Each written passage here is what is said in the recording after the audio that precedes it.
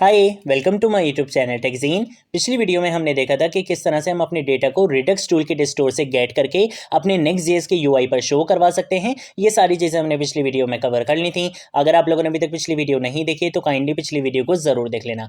इस वीडियो में हम क्या करने वाले हैं, इस वीडियो में हम अपने डेटा को रिमूव करेंगे रिडक्स टूलकिट के स्टोर से। हम देखेंगे कि एक हमारे पास डिलीट का बटन होगा, उस बटन पे जैसे ही हम क्लिक करेंगे तो हमारे पास एक एक्शन क्या होगा, डिस्पैच होगा। वो एक्शन क्या करेगा, हमारे डेटा को रिमूव करेगा रिडक्स टूलकिट के स्टोर से। ठीक है, तो ये सारा काम आज हम इस वीडियो में करने वाले हैं।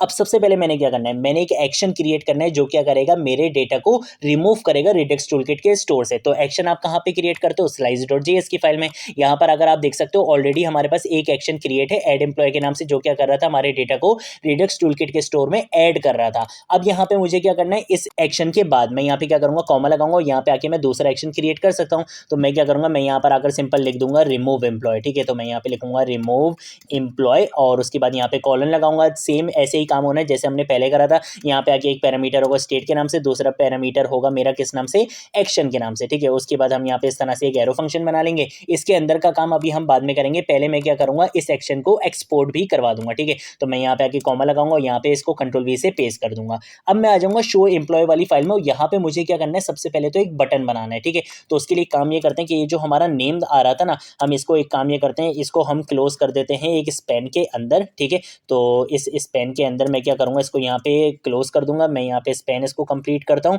और यहाँ पे इस स्पैन को हम यहाँ पे क्या कर देंगे, क्लोज कर देंगे। ठीक है, इस स्पैन के बाद मैं यहाँ पे क्या करूंगा, एक बटन बना लूंगा और इस बटन का नाम हम यहाँ पे रख देंगे डिलीट। ठीक है, आप चाहो रिमूव रख लो, कुछ भी रख लो। ठीक है, इसके ऊपर मुझे कुछ स्टाइलिंग भी अप्लाई करनी पड़ेगी, तो मैं क्लास नेम करूंगा और हम आ जाते हैं यहाँ पे add module dot C S S वाली फाइल में।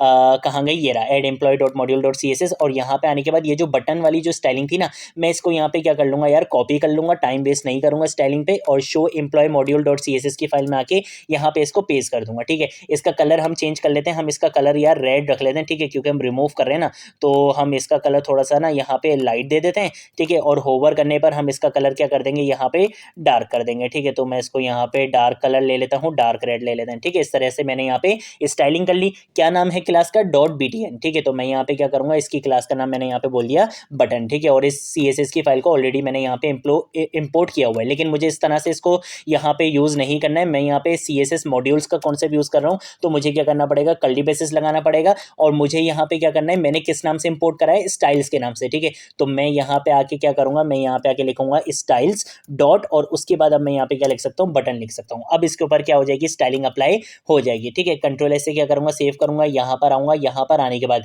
अब जैसे ही मैं किसी भी डेटा को ऐड करूंगा, उसके साथ मेरे पास एक बटन भी आ जाएगा डिलीट का। ठीक है, फॉर एग्जांपल मैं यहाँ पे लिखता हूँ फरजीन, और जैसे ऐड के बटन पे क्लिक करूंगा तो देखो यहाँ पे डेटा आ चुका है। ठीक है, मार्जिन लेफ्ट हम दे देते हैं थोड़ी सी इसको यहाँ पे। ठीक है, तो एक काम ये करते हैं कि मैं यहाँ पर आकर क्या करूंगा, ML, और यहाँ पे आके मैं इसको दे दूंगा फॉर एग्जाम्पल 10 पिक्सल इनफ रहेगा। कंट्रोल ऐसे सेव करेंगे, चल के देखेंगे तो अब आप यहाँ पे देख सकते हो इस तरह से आ रहा है। ठीक है, मैं एक काम ये करता हूँ, इसको यहाँ पे रिफ्रेश कर देता हूँ।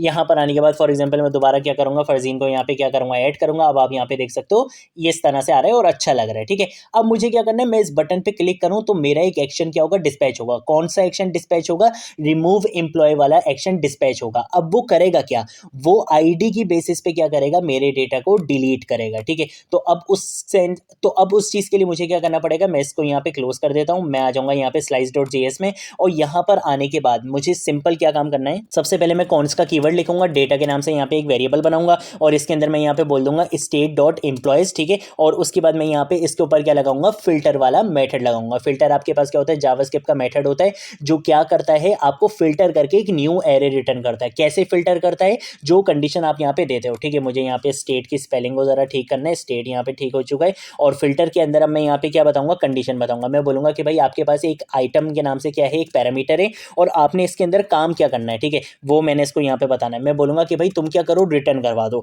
जितना भी डेटा है ना इस एम्प्लॉय वाली स्टेट के अंदर, उस सबको क्या करो, रिटर्न करवा दो। सिर्फ उस आइटम को छोड़ दो जिसकी आईडी किसके बराबर हो जाए, एक्शन डॉट पेलोड के बराबर हो जाए। ठीक है, तो मैं यहाँ पे लिख दूंगा item dot ID is not equal to action dot payload. ठीक है, तो मैं यहाँ पे लिख दूंगा इस तरह से पेलोड। अब इसका मतलब क्या है, इसका मतलब ये है कि जब भी मैं क्या करूंगा, इस फॉर एग्जाम्पल मैंने यहाँ पे क्या करा, इस बटन पे क्लिक कर दिया, तो इसकी जो आईडी होगी वो किसके बराबर हो जाएगी, एक्शन डॉट पेलोड के बराबर हो जाएगी, ये दोनों चीजें बराबर हो जाएंगी। मैंने क्या बोले, रिटर्न कर दो उस एलिमेंट को जिसकी आईडी इसके बराबर ना हो। तो जिस पर मैं क्लिक नहीं करूंगा उसकी आईडी इसके बराबर नहीं होगी, तो वो रिटर्न होकर किसमें आ जाएगा, इस डेटा में आ जाएगा। और जिस पर मैं क्लिक कर दूंगा उसकी आईडी क्या होगी, एक्शन डॉट पेलोड के बराबर हो जाएगी, ये कंडीशन ट्रू हो जाएगी, ये फिल्टर कर देगा और वो चीज ये रिटर्न नहीं करेगा इस डेटा के अंदर। तो इस डेटा के अंदर सिर्फ वही डेटा आने वाला है जिस पर मैं क्लिक नहीं करूंगा, ठीक है। तो अब मैं सिंपल क्या कर सकता हूं, मेरे पास वो डेटा आ चुका है जिसमें मैंने क्लिक नहीं करें। मैं सिंपल क्या करूंगा कि भाई स्टेट डॉट एम्प्लॉय को क्या कर दो, आप अपडेट कर दो।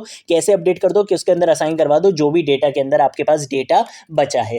अब ये एक्शन तो यहाँ पे बन चुका है, लेकिन ये एक्शन कॉल कब होगा, डिस्पैच कब होगा, जब मेरा इस बटन पे क्या किया जाएगा, क्लिक किया जाएगा, ये एक्शन तब डिस्पैच होगा, ठीक है। तो उसके लिए आपने क्या करना होता है, सबसे पहले तो यूज डिस्पैच हुक को कॉल करना होगा, ठीक है। तो मैं क्या करूंगा, यहाँ पे लिखूंगा कॉन्स्ट और यहाँ पे आके मैं लिख दूंगा डिस्पैच, ठीक है, इक्वल टू, और यहाँ पे आके हम यूज करने वाले हैं यूज डिस्पैच हुक का, ठीक है। इस तरीके से मैंने यहाँ पे इसको इंपोर्ट करा लिया। यहाँ पर आऊंगा, यहाँ पर आने के बाद मैं क्या करूंगा, ऑन क्लिक का इवन लिसनर लगाने वाला हूँ। यहाँ पे आके मैं क्या बोलूंगा, एक एरो फंक्शन यहाँ पे बनाऊंगा इस तरह से, और यहाँ पे आके मैं बोलूंगा कि भाई डिस्पैच वाले मेथड को क्या करो, कॉल करवा दो।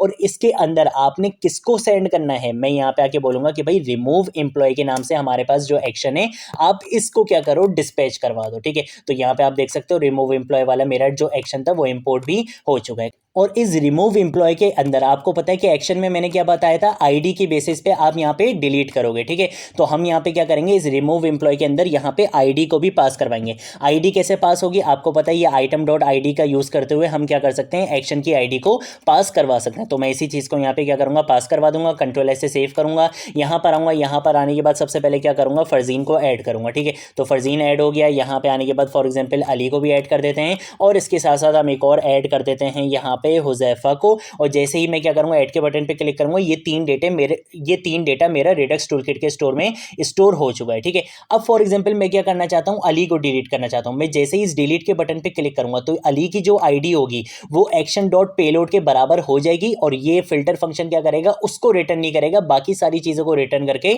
इंप्लॉयज वाली स्टेट में स्टोर करवा देगा, ठीक है। तो इससे क्या होगा, जिस बटन पे मैं क्लिक करूंगा, जिस डेटा के डिलीट वाले बटन पे मैं क्लिक करूंगा, वो डेटा यहां से रिमूव हो जाएगा, बाकी का डेटा मेरे रिडक्स टूलकिट में स्टोर हो जाएगा, ठीक है। तो मैं आपको करके दिखा देता हूं। जैसे मैंने इस बटन पे क्लिक करा, देखो वो डेटा यहां से रिमूव हो चुका है। सेम ऐसे अगर मैं इसको भी डिलीट करना चाहूं, मैं इसको भी डिलीट कर सकता हूं, और अगर मैं इसको भी डिलीट करना चाहूं, इसको भी डिलीट कर सकता हूं। तो इस तरह से आप क्या कर सकते हो, आप किसी भी डेटा को अपने रिडक्स टूलकिट स्टोर से डिलीट कर सकते हो, रिमूव कर सकते हो, ठीक है। अगर आप लोगों ने अभी तक इस प्लेलिस्ट को एक्सेस नहीं करा है तो भाई जल्दी से इस प्लेलिस्ट को एक्सेस करो, ज्यादा से ज्यादा शेयर करो, क्योंकि यहाँ पर आपको रिडक्स टूलकिट विद नेक्स्ट.जेएस स्टार्टिंग से लेकर एंड तक सिखाई जा रही है। जितना भी सोर्स कोड है, सारा सोर्स कोड आपको नीचे डिस्क्रिप्शन बॉक्स में उसका लिंक मिल जाएगा, आप वहां से उसको एक्सेस कर सकते हो। आज की वीडियो के लिए इतना ही, अब हम मिलेंगे नेक्स्ट वीडियो में नेक्स्ट टॉपिक के साथ, तब तक के लिए बाय बाय।